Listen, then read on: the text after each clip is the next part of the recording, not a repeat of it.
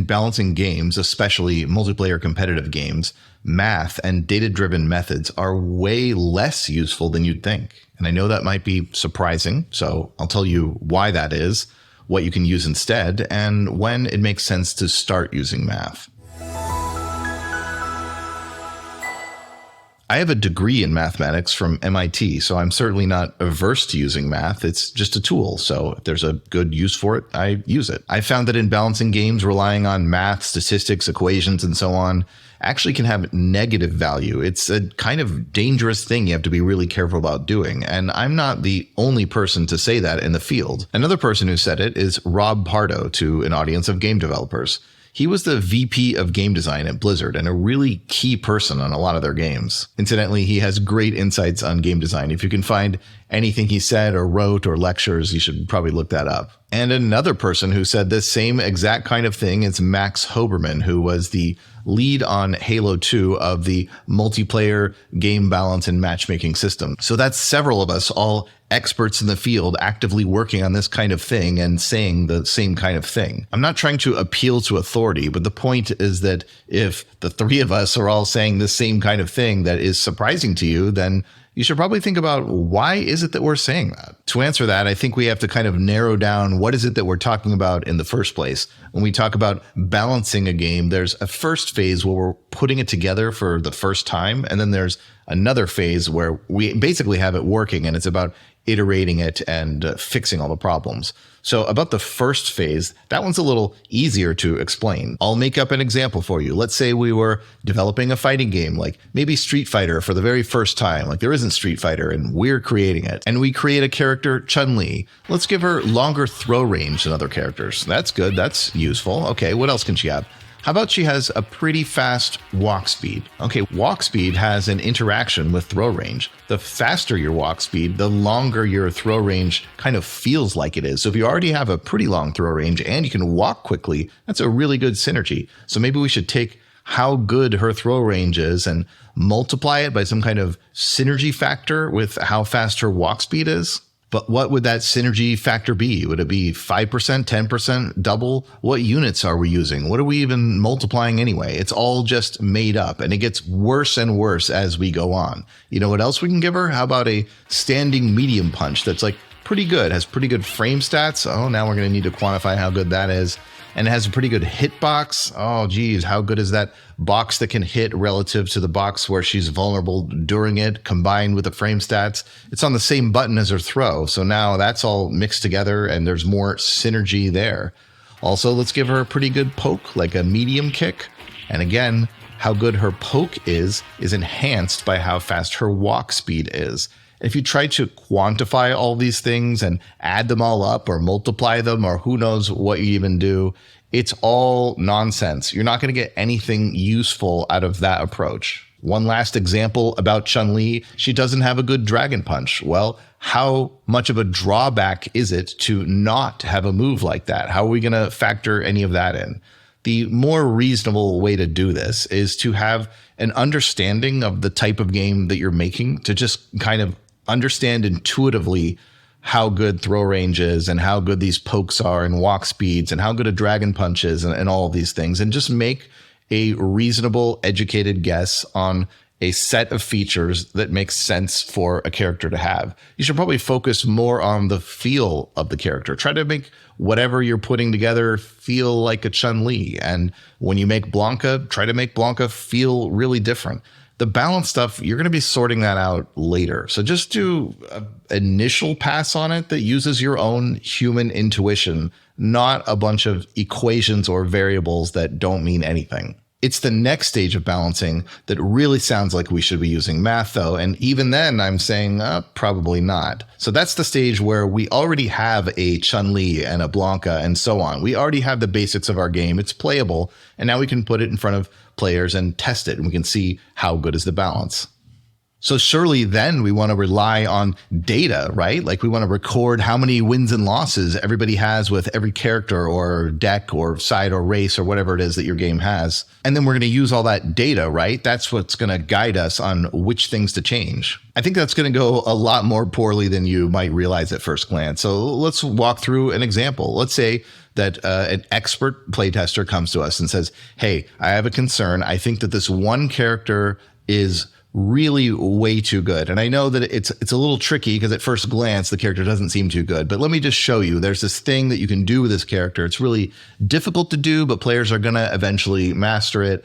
And when you're really doing that thing and leaning on it, the character is way too good, like 10 times too good. So that's the concern that this player is bringing to us. Okay, ready to use our data-driven approach? So first, we've got to kind of kick that player to the curb because, I mean, what, one person saying one thing? I mean, we need a lot of data. So we say, hey, you got to play a bunch of games and show us this. So he comes back, he says, I played against 3 different people and I was pretty much able to do what I was worried about. So yeah, it's a big problem. And then we say, okay, hold on there. 3 games, 3? I mean, what kind of sample size is that? We can't be doing anything off a sample size of 3. That's way too small to do data-driven stuff. So you're going to need to play way more than that. But also a different problem is this player who's coming to us, he's really good at our game and he's actually better at it than those other players. So even if he played like one of those people 5 times, 10 times, 20 times, beat him a lot, beat him maybe 15 of the 20 or 20 of the 20,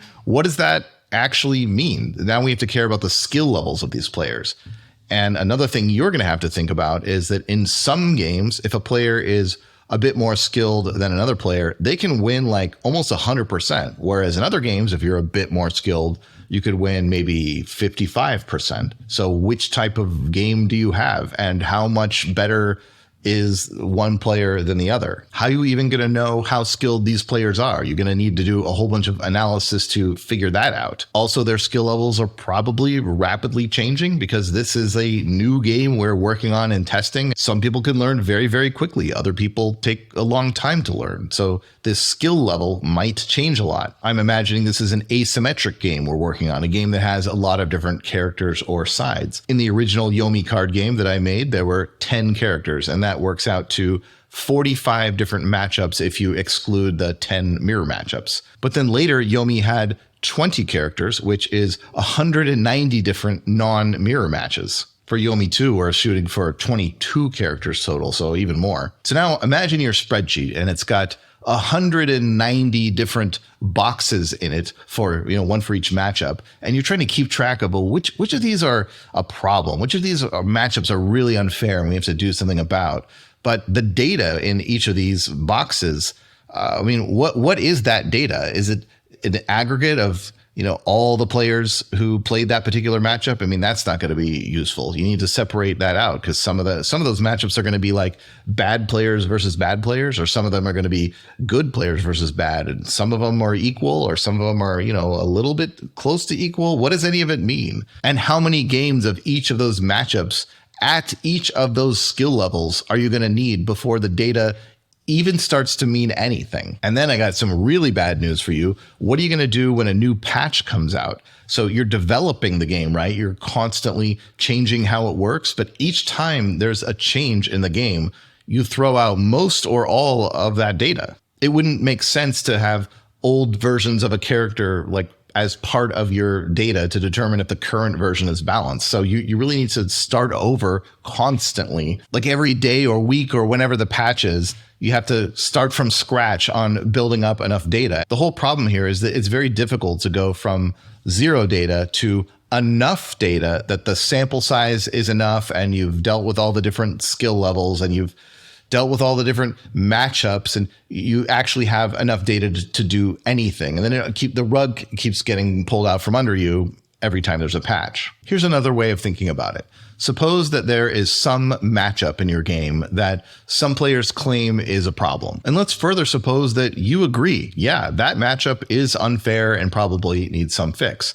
Well, before we get to actually fixing it, how do you know that it's unfair? How'd you come to that conclusion? Well, there's a few different ways that you might, okay? One way is that pretty much all the players are saying it, so it's probably true. Another way is that maybe there's a couple experts who really know what they're talking about, and they've been right about a lot of things before, and both of them say, hey, this is a big problem. And if you ask them why it's a big problem, they can tell you exactly why it's a problem, and their argument makes sense. Well, okay.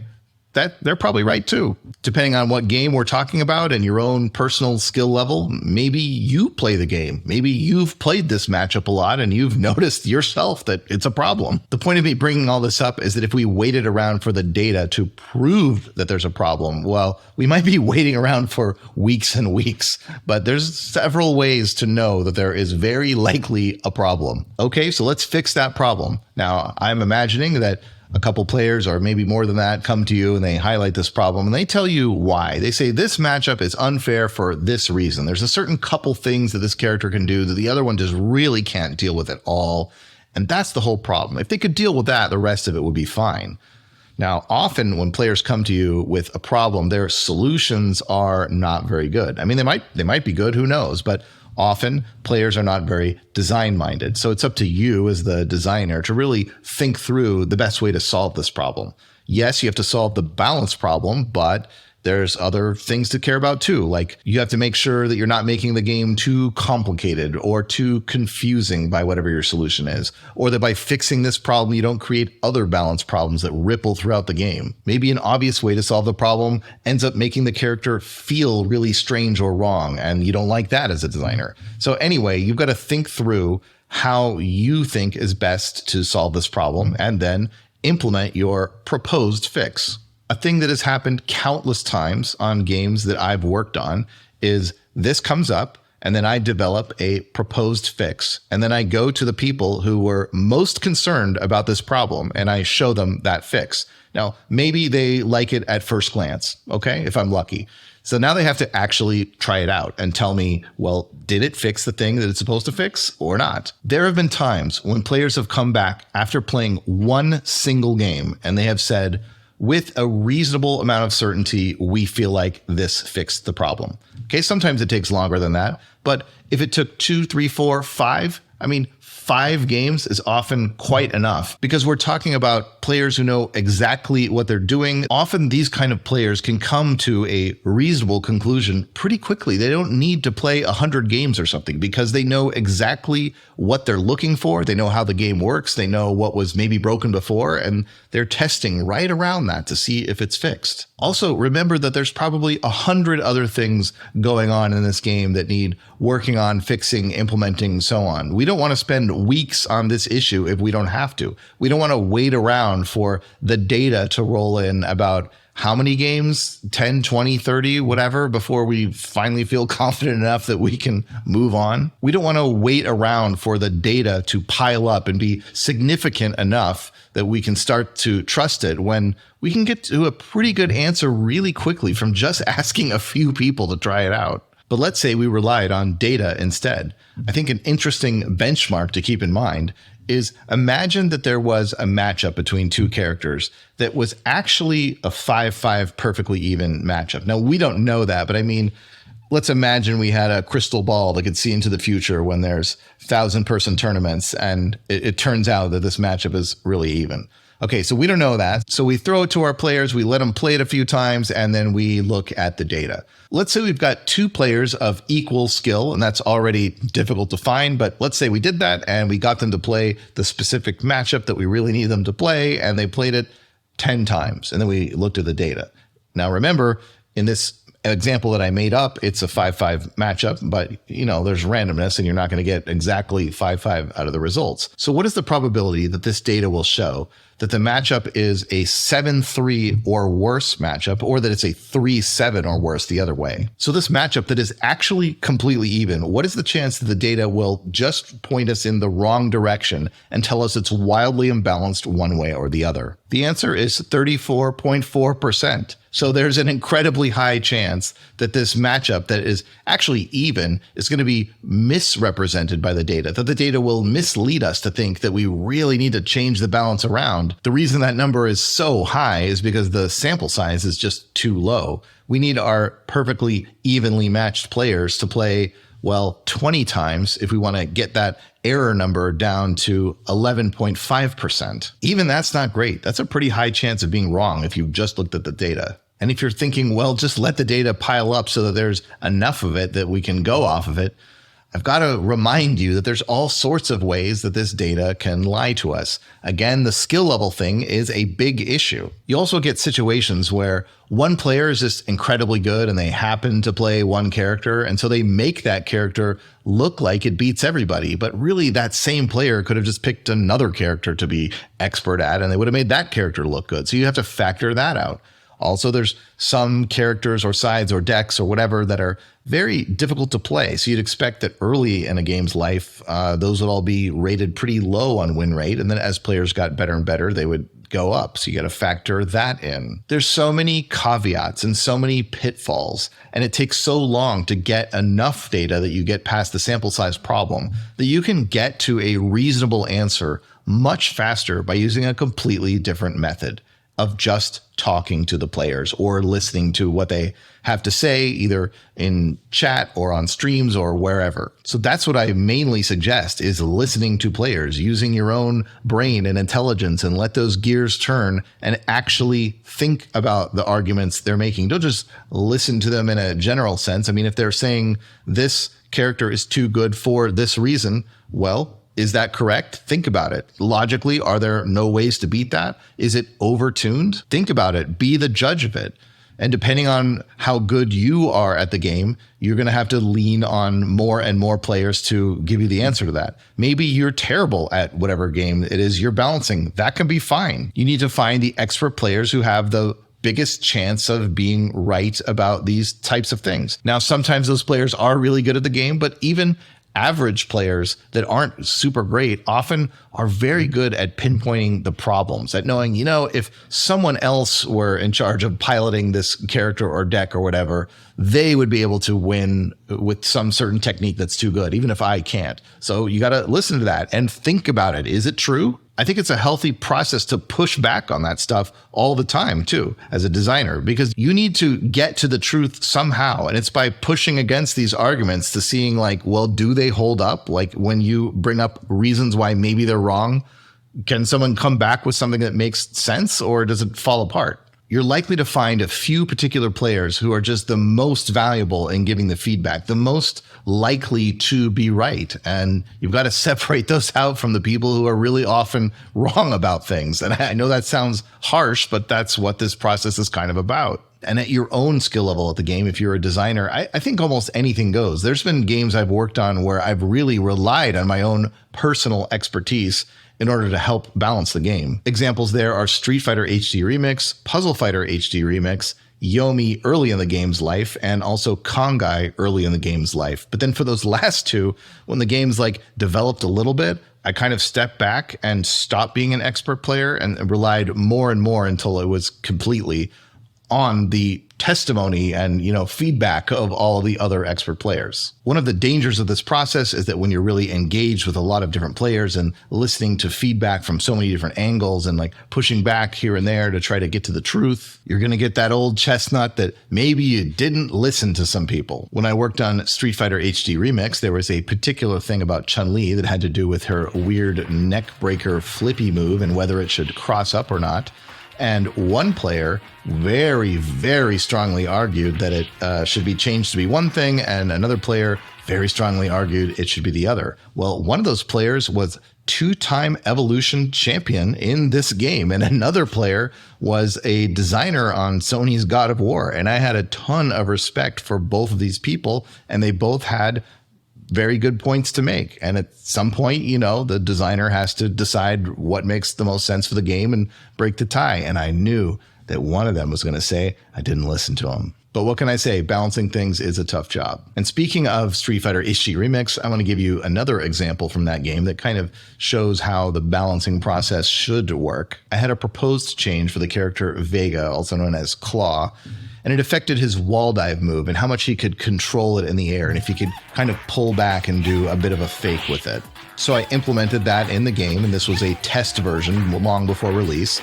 And I invited a bunch of expert players, top Street Fighter players, to test not just that, that's just one thing, to test all sorts of different things that were going on in the game and we were looking at that particular thing. One of the players had a very strong objection to it. He said, "You cannot put this in the game. It's way too good." And I said, "Really? Why? What's so good about it?" So he explained if Ryu were to fight against Vega and Vega's doing this, that it's really hard for Ryu to do anything. So he explained specific dynamics that he said that would arise that are a problem. So I said that I disagreed, but that we should try to get to the bottom of this. I mean, is he right or is he not? Well, we had a room full of basically pro Street Fighter players, so I figured it shouldn't be that hard to get to the bottom of it.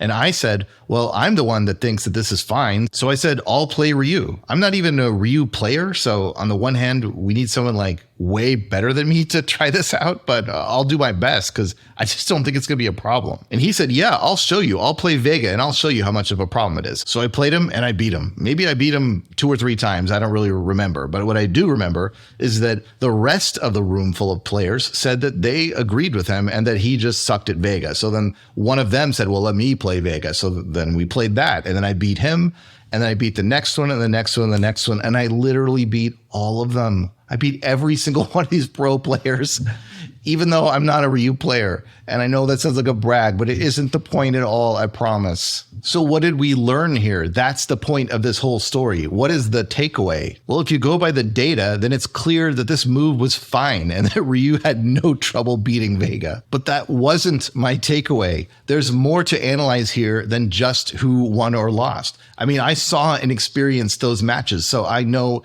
exactly what it was like to go up against this new tool that Vega had. And I have to say that the person who made the complaint in the first place about what kind of dynamics would arise was basically correct. And those bad dynamics did arise. Now, I won anyway. Why is that? Well, some of the time I just got lucky. Some of the time the opponents seemed to be surprisingly bad at Vega. Other times they were okay at Vega, but they weren't really good at using this new tool. But here and there, I saw glimpses of the problem, and I realized it was only going to become more and more of a problem if we were to play this more, or if we were to unleash this on hundreds of thousands of players. Seeing the kernel of the problem was enough for me to realize that the arguments that this player made were good and were correct, even if the data amongst us expert players didn't bear that out. You got to look past the data and really think critically and analyze these things. And now I want to talk about actually using data to do this stuff. So first, there's the concept of slightly using it. And then second, the concept of like actually really committing to caring about the data. So about slightly caring about the data, that is something that I do. And I think it's okay to track all of this stuff and look it up every so often. You just have to know that it's probably lying to you a lot of the time. But what you can do is you can sanity check with it. Like if there's a character that's beginner friendly, and so you figure, well, people are beginners, these testers, and so probably that character has a higher win rate, you can look that up and see, is that right? What if it turns out that the little data you have shows that instead of winning a little bit more, they almost never win? Well, that would be like really surprising. It would be so strange that you would then look into it. You wouldn't actually make adjustments based on that alone, but that would point you in the right direction. I've used backend data for that sort of thing a lot. And another similar thing we do is that in the digital versions for my tabletop games, we have AI, and we can have the AI opponents play each other 1 million times or something. And then we can look at that set of data. So they were a huge sample size, but of course the problem is, I mean, how good is the AI? Maybe the AI has problems or something. And that's exactly what we've found. We've found cases where a certain matchup is just wildly imbalanced in the AI versus AI data. And we realize, oh yeah, there's like a bug in the AI. There have been a few times, not that many, but occasionally that AI data will show some wild imbalance and we'll look at it and we'll go, you know, the AIs are pretty good. And maybe this matchup is just really messed up. So that has happened. It can point you to looking in the right direction. But now let's talk about really using a data-driven approach. That's something that the Slay the Spire developers have talked about, and it's also something that Alex Jaffe likes to talk about a lot. I recommend anything on this topic by Alex Jaffe. If you want to know about data-driven balance analysis, look to him. Slay the Spire is an interesting example, and I think they got a lot more out of their data-driven approach than you might think based on this video so far, but there's a bit of a difference between what they're doing and what I'm talking about. So they don't have a multiplayer competitive game, they have a single-player game, and they don't have a matchup chart that has 190 boxes of all the different matchups. They have 3 or 4 characters that they're looking at the data for. In a fighting game, if you did a data-driven analysis to find out that there's a certain move or two of a character that people don't use much, well, that would be worth something, but it wouldn't be as important as I think it is in Slay the Spire to make sure that all of the cards that you draft have some reason to exist. And a lot of their data analysis has to do about that, to make sure that all the cards are useful. And cards can be completely overpowered and broken in their game, actually, as they will tell you. It can be fine as long as it's part of a rare combination. Whereas in a multiplayer competitive game, you can't really have that. But anyway, the point is that they're trying to do kind of a different thing that I'm talking about. But even where it does overlap, another thing that's a huge benefit to them is that they did a lot of their data analysis when they were in early access, where they had a ton of players. I don't know exactly how many, but they had a lot of players. And that brings me to my next point of when it generally makes sense to start leaning on the data. The simple answer is when you have a lot of players, and also when your velocity of patching gets slower. So if you have a mature game that you're not doing patches like every day or every week anymore, and you have a whole lot of players playing it, then you can get a lot of mileage out of that data. The point of this video is to highlight that during the development of a game before it is released, you generally don't have either of those things. You don't have a stable game that's going to have no patches for a long time, and you don't have 10,000 players or something. If you're making a board game, for example, you're probably going to have, a handful of players? Dozens?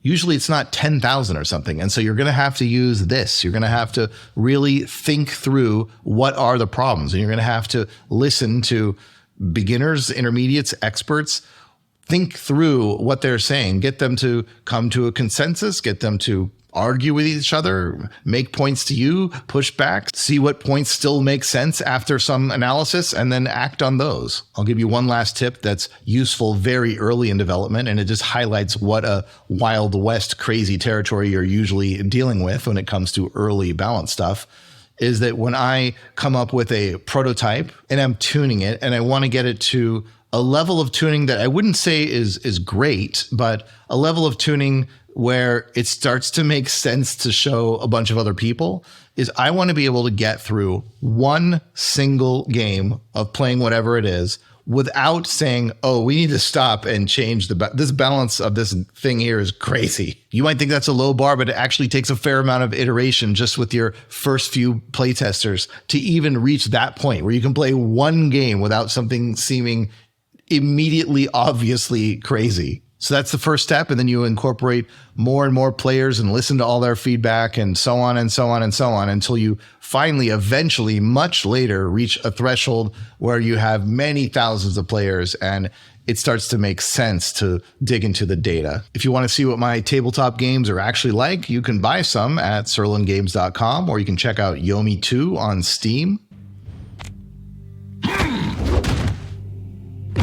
Or you can join my Patreon at patreon.com/Sirlin to get a sneak peek on what's going on with Codex and to help support more videos like these.